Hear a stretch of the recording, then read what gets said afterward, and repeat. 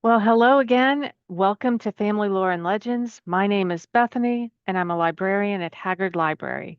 I'm part of the genealogy team for the Plano Public Library, and I'm excited to share some tips and tricks for digging into your family lore and legends this summer. So, again, thanks for joining us today. If you have any questions or comments, please type them into the chat or the Q&A. Kathy is here and she'll be monitoring the chat to assist with any tech issues, and she'll also let me know if there are any questions. And we'll have some time at the end for questions as well. So with that, let's get started. Sitting around the table at family get-togethers is a great time to collect all of your family legends that accumulate over the years. To help get you prepared, here's what we are going to be talking about today. Our learning objectives are to understand the types of oral history, both informal and formal, learn how to collect stories at your next family gathering by preparing good questions, selecting the right space, and using appropriate recording devices. Gain interviewing tips and techniques. This will help improve the story gathering process for you. Discover fun and practical ideas for gathering stories, including basic story gathering questions to get you started. And at the end, we'll wrap up by exploring helpful resources, including organizations that you can refer to, recorded webinars you can watch, and books related to oral history practices. So, what is oral history? An oral history is a sound recording of historical information obtained through an interview that preserves a person's life history or eyewitness account of a past experience. And that is from the Baylor University Institute of Oral History. And I'll mention them a little bit later on in the program. But simply put, an oral history tells a story. An oral history interview records someone's experiences, recollections, thoughts, and feelings from a certain time period or about a particular event. The practice of oral history has been around from before people began writing. Many cultures have a rich tradition of storytelling. Today's technology has made it very easy to collect and share oral histories. Different organizations have developed methods and procedures for conducting oral histories for individuals, residents of specific locations, extended families, people who have lived through the same event, like societal change or pandemics like COVID. And many universities, archives, museums, and libraries have oral history programs with highly evolved standards and rules. Our program today is going to focus on a more casual approach to oral history, um, helping you to take advantage of the time that you'll be spending with family during the summer season or at any other family events, so that you can capture significant family memories and have fun doing so. So, what stories have you already heard? This is a little moment we've set aside in this program. If you wanted to share any fun, wacky, or whimsical tales that you've heard about your family. I'll start. Grand my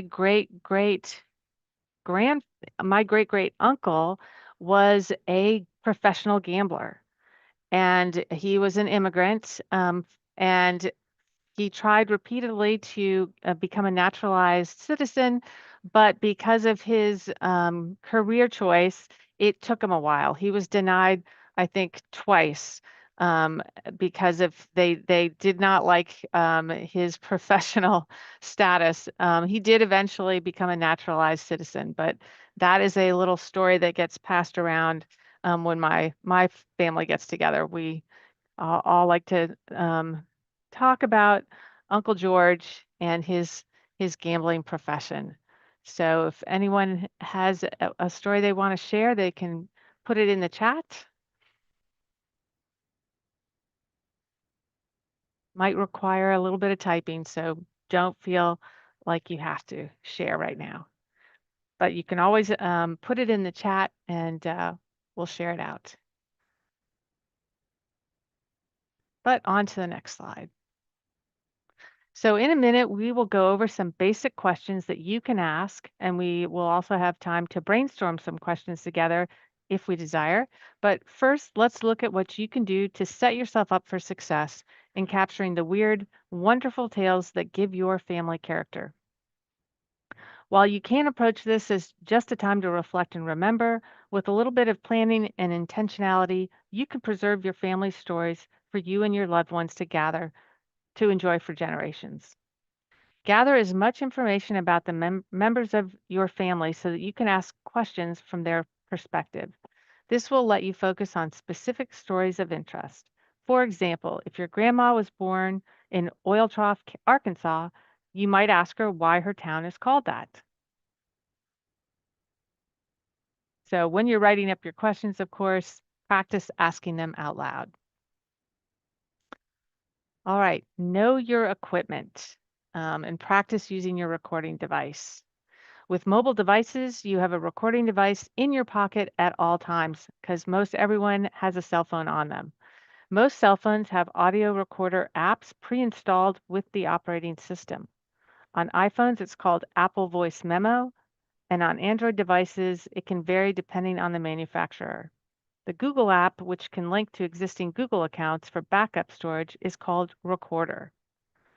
So if you happen to be in a virtual family gathering, you can use recording features in Zoom, FaceTime, or Skype to record your video call.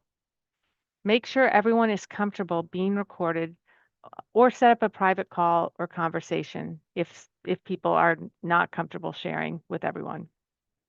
Bring a tabletop or standing tripod for your recording device and make sure you know how to attach everything beforehand. Of course, pick a comfortable space.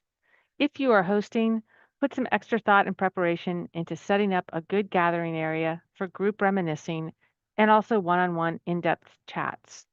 If you're visiting someone else's home or a rented space, coordinate with the host and try to check out the layout beforehand. What you're aiming for is a place that's quiet and well lit because you might want to do more than just audio recording. You probably will want to do video recording. Supportive seating is especially important for family members with physical limitations. So keep all of those things in mind. Lastly, have items to spark memory. You don't necessarily have to have items that belong to your family member, just things that will call up memories. So it's always great if you do have photo albums and scrapbooks that you can go through together, or heirloom clothing, blankets, hats. You might bring in familiar tools that might get a family member reminiscing about what it was like to build something back on the farm, or just whatever you think might spark someone's memory. Bring those things along. Any questions so far? All right. So after the family gathering, what do you need to do? You'll want to transcribe your recording. This is especially important if there are any challenging bits of audio, such as noise interference, a unique accent, or idioms that might be confusing to later listeners. You'll want to transcribe while it's still fresh in your mind to make it easier to recall details. And just note that many recording apps have a transcription feature which saves tons of time. However, make sure to proofread and edit as necessary. These tools are not perfect and they'll still make plenty of mistakes. So compare notes with what you know.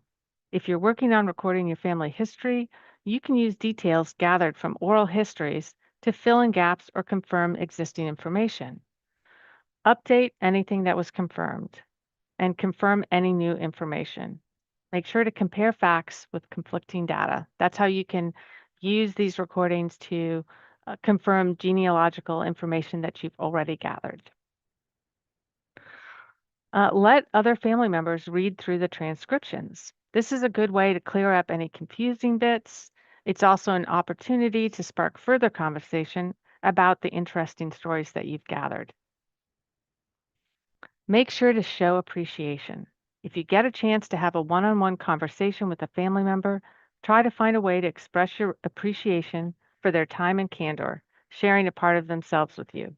It can be as simple as a follow up phone call to thank them or sending them a handwritten thank you note. You might also send or bring them a small gift. And maybe most importantly, share with loved ones. If you're using a recording app that backs up to cloud storage, you can simply share a link or create a shared folder where you can store family stories, photographs, and more. If you are using another form of recording, you can convert it to a digital file for quick and easy storage and sharing, or you can copy it to a physical format of storage like a USB or a CD for those who still have CD players. All right, let's cover some tips and tricks. Remember that what you ask is just as important as who you ask. So, how you phrase your questions can either open the doors to details or potentially slam them shut in your face. Avoid closed and leading questions. Asking yes and no questions will leave your conversation dead in the water. Who, what, and where questions, while great for figuring out details, won't get you much further. The best questions are those that stimulate memory and fuel engaging storytelling. And those are always are going to be the how and why questions. This is where motivation and meaning lives. Ask follow-up questions. Give people time to answer, but if conversation isn't flowing or you found a particular tale that really piques your interest, ask for more details. Pick apart any generalizations to get to the meat of the story. For example, your Meemaw might say, everyone knew Uncle Tim was a few sandwiches short of a picnic, but that doesn't really tell us much about old Tim. What did he do that made people think that? Was his oddball behavior a talking point in town, or was it something that was kept secret just in the family? These are the kinds of things you're going to want to tease out. Don't be scared of silence. Silence gives a person room to remember and put thoughts into words. Especially with older people, get comfortable in the silence between your questions and the interviewee's response. Silence can also indicate discomfort with a question or a subject. So be sensitive to this, and if necessary, ask if the interviewee wants to talk about a particular subject or not. With sensitive topics, you can plan your questions with tact and sensitivity in mind. If your family member is distressed, just end the conversation. You can circle back if they feel better later, or maybe after you've had a little more conversation around that topic, you can decide whether you want to pursue asking them more questions. And this is something that you might not think about, but keep interviews short. Short interviews are the most productive. Aim to keep it conversational and let it stop naturally. Use clear, simple language when you're talking and try not to interrupt. You don't want to exhaust your family members. So keep it simple and short. Any questions so far?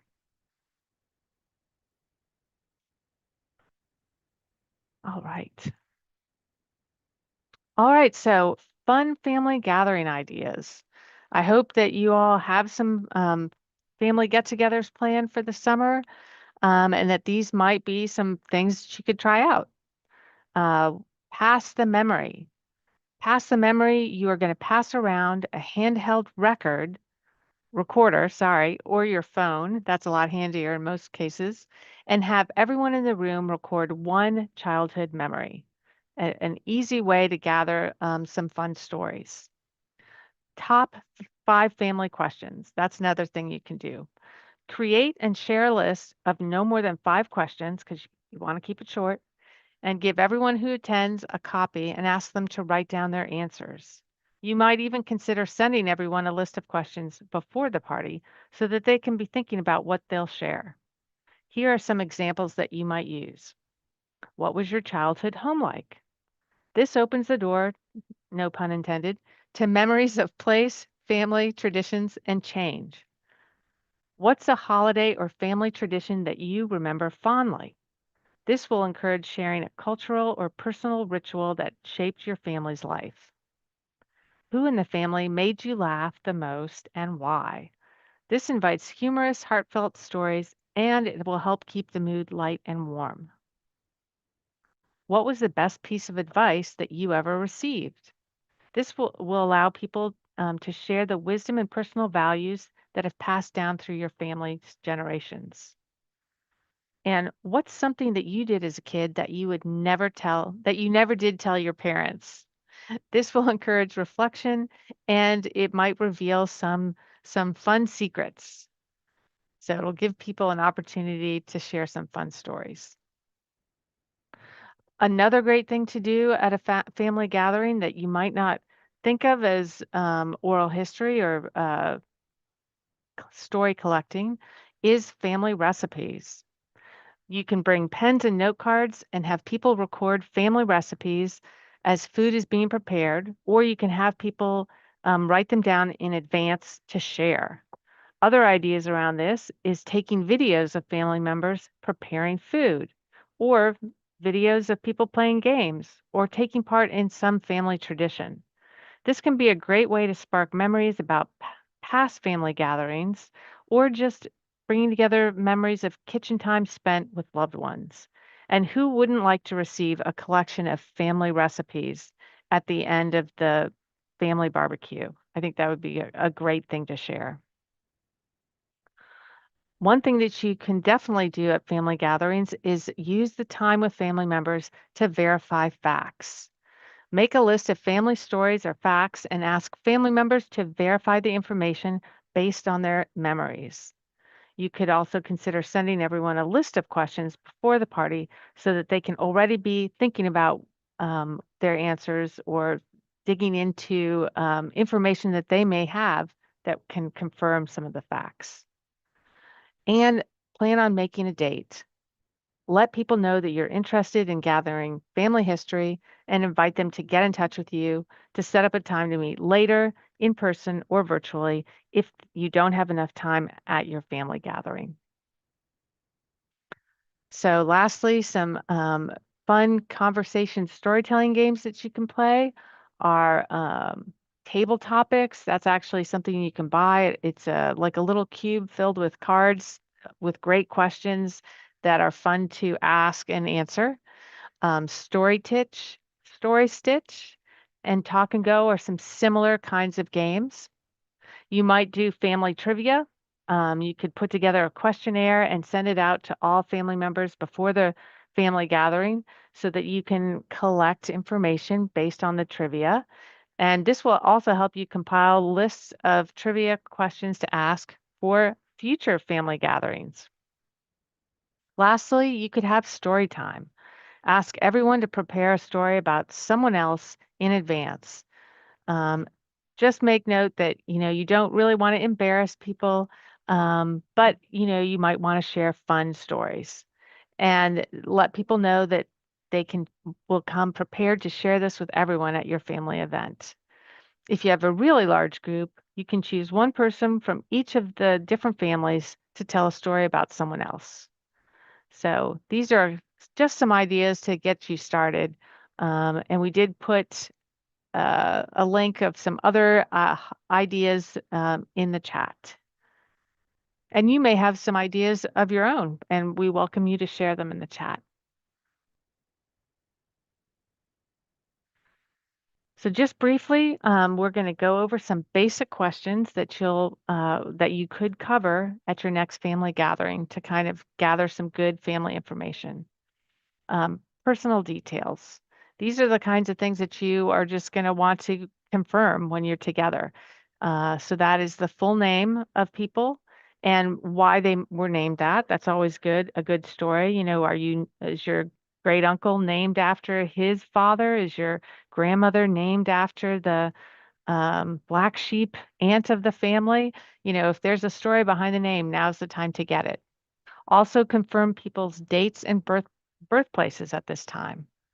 And if you're meeting up with any women in your family, make sure to get their maiden name because a lot of times their maiden name gets lost in the shuffle.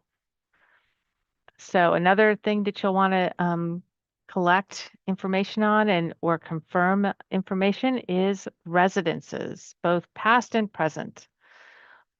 Where did they live? What city, what address? That can be really helpful if you want to go back and look up the old family homestead on Google Maps. So definitely check for places people lived. Other facts that you can confirm are milestones. So where were people educated? Where did they graduate from? What was the name of their elementary school? Where were they employed? What did they do during their life? What awards and honors did they receive? Were they in the military? This one's huge. We do get people coming into the genealogy center and they're like, my great great grandfather was in the military, and I'd really like to know more about his time in the military, but I don't know what branch of service he was in. So when you're together, try and figure out, confirm what branch of the military your family members were in. You can also ask about memberships. What clubs were people in? What churches did they belong to? What organizations did they belong to? Those are all great questions to ask.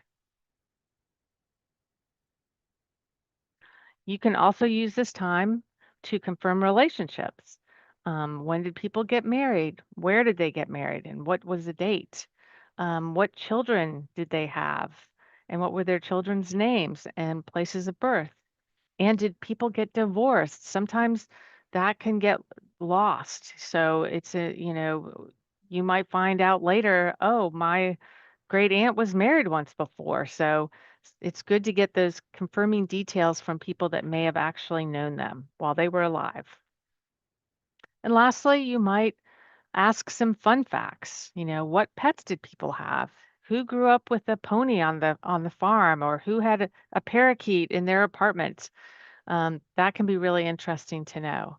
You can ask about special talents, and you might find out some really interesting things about your relatives that you didn't know. Same thing with travel. Like, where did people go?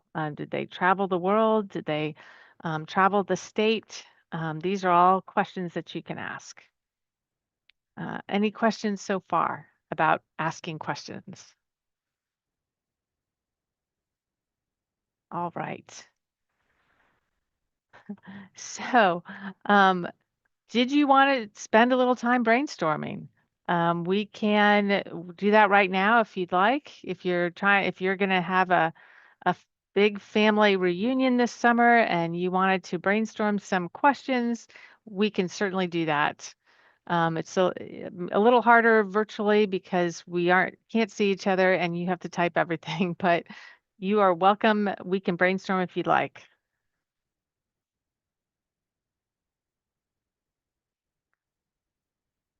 If not, I'm going to hop right to the next slide. Um, we're going to talk just a little bit about oral history organizations and programs that you might do a little more research about.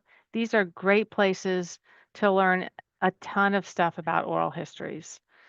Um, if you really want to take your oral histories to the next level, because as I said, this program is more about the informal oral history gathering when you're just doing short stuff at the family barbecue. But if you really wanted to start doing oral histories of your family in a very professional way, these are some places that could give you great guidance. First, let's talk about the Baylor Institute of Oral History, which is located right here in Texas. The Baylor Institute of Oral History creates oral histories of people who are witnesses to history, and they provide both physical and digital access to these materials. So you can go to their website and just listen and view some amazing oral histories. And what do they have for you? They have a host of mostly free resources, including an oral history manual, workshops that you can sign up for, webinars that you can view, and a transcribing guide, which is super helpful. So definitely encourage you to check out their website and read about all of the resources that they have for you. The next thing I'd like to talk about is StoryCorps. And you may have seen some of these animated StoryCorps shorts on PBS or listen to their weekly broadcast on NPR. I can't listen to them when I'm driving because they often make me cry. So I have to be really intentional about where I am when I listen to StoryCorps recordings. They're very emotional. StoryCorps, if you don't know about it, is an American nonprofit organization whose mission is to record, preserve, and share the stories of Americans from all backgrounds and beliefs. You can participate in one of StoryCorps' many ongoing oral history projects, and these are archived in the Library of Congress. So, how cool would that be to have your story in the Library of Congress? You can also view oral histories from their collection on their website. One of their oldest and most well known special programs is the Great Thanksgiving Listen, which is celebrating a big anniversary this year. So you'll have to listen in and even consider participating. So, what does StoryCorps have for you? They have resources and guidance for using the StoryCorps method for conducting oral histories, and you can find that on their website under StoryCorps DIY. The Smithsonian Institution Center for Folklife and Cultural Heritage is a research and educational unit of the Smithsonian Institution.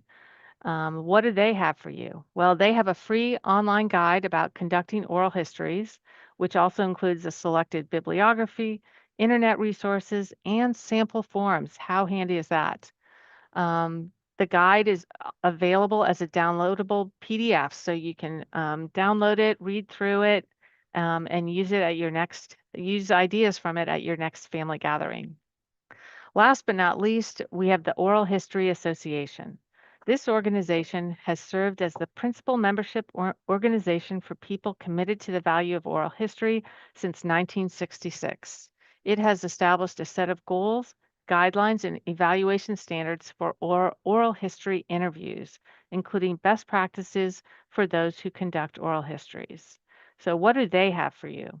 Well, the OHA offers a rich variety of resources, including an email listserv of scholars and professionals, web guides, and a curated list of centers and collections that have significant oral history collections in case you wanted to listen and see how other people have conducted oral histories. So I highly recommend you pay a visit to these websites and learn more about the practice of oral history. Check them out. And for some resources that are a little closer to home, we do have the Genealogy Oral History Workshop, Family History in 10 Steps, the Genealogy Oral History Workshop, Family Oral Histories, and the family book, How to Write a Family Book, Parts 1 and 2. These are recorded webinars that you are welcome to watch at your leisure on the Plano Library's YouTube channel. When you're in the library, just know that the genealogy collection section is in the 929s. Most of our genealogy oral history collection materials are located in the Genealogy Center, and the materials in the Genealogy Center do not circulate. So you're welcome to come in and peruse them. You can make photocopies of the pages that you're interested in, or just leaf through them and decide if it's something that you might want to purchase for your own personal library. If there are any circulating copies, you can find them in our online catalog, and then check those out. And again, they would be in the 929s if you just want to browse. So one title is Oral History for the Family Historian, a basic guide, and Sustainable Genealogy, separating fact from fiction and family legends. So those are two good titles. Some other titles are Touching Tomorrow, How to Interview Your Loved Ones to Capture a Lifetime of Memories, and Crash Course in Family History. So those last two are actually in the circulating collection. They're probably here at Haggard, but you can place a hold on them and request that they be sent to whatever your local Plano library is. So we encourage you to look in the catalog and get started on your oral history learning at the library. That that is all I have to share about getting you started for collecting family stories at your next family gathering. I do want to share with you some upcoming programs here at the library, and I'd love to talk about our monthly partner programs. So, the Genealogy Friends of Plano Libraries, the Collin County Genealogical Society, and the Daughters of the American Revolution are three groups dedicated to genealogy that offer their support to the Genealogy Center. The library partners with these groups on programs and classes. You can also join each organization to learn more research strategies, find more resources, and take more classes. So the Genealogy Friends of the Plano Public Library offers two in-person genealogy programs at the library, of the DNA Forum, where you can come and discuss and explore the use of DNA in genealogy research, and Research at the Library, which is great if you've hit a brick wall with your research or you just need some extra help with your research. So the next DNA Forum is on Tuesday, July 8th. Actually, this one is virtual, so you'll want to go to our calendar and search for DNA Forum and click through to register for that. Research at the library is at Haggard Library. That's Saturday, August 9th. It's from 10:30 to 1. And yeah, you definitely come to that. The Daughters of the American Revolution, they can teach you steps to start your application for joining the Daughters of the American Revolution. And how to join the DAR is going to be held on Saturday, August 16th. It starts at 10:30, and that will be here at Haggard Library. And the Collin County Genealogical Society hosts free monthly educational programs at the library, and these can be attended in person or virtually. You can see what's coming up next on their 2024-2025 program meeting schedule. So just Google them to see what their calendar says.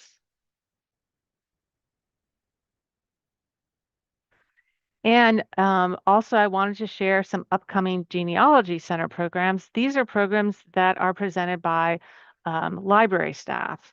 So that this program is one of those programs. All of the Genealogy Center programs are on Tuesdays at 7 p.m. And as you know, they're virtual, and you obviously successfully registered for the program. So that's why you're here tonight. And we hope that you come to our next two, Genealogy in Your Pajamas, which is on July 22nd. You can discover online resources to help you search anytime and anywhere that you have an internet connection. And then on August 26th, we'll be talking about digitization basics. You can discover how to create your own digitized personal archive. You might even learn what technology we have here at the library that you can use, like our book scanner and our microfilm scanner. Some other Genealogy Center resources. As I mentioned already, you can view past program recordings on YouTube. You can access course handouts via Google Drive. You'll get the link for that in an email that will come out later this week.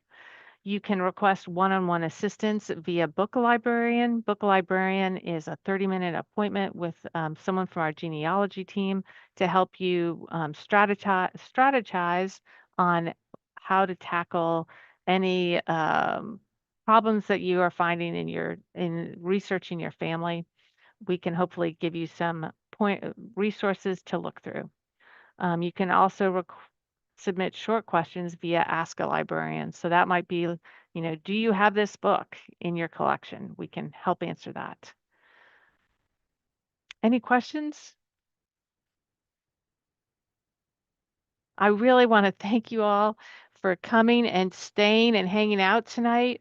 I think that I hope that you got some fun ideas for your next family gathering, whether it's this summer or Thanksgiving or the holidays.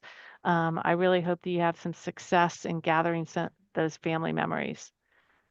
And if you have any questions, feel free to email us, the genealogy team, at genealogy@plano.gov, and we'll get back to you about any questions that you have.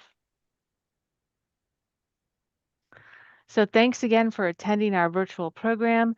This concludes the program. Have a wonderful night.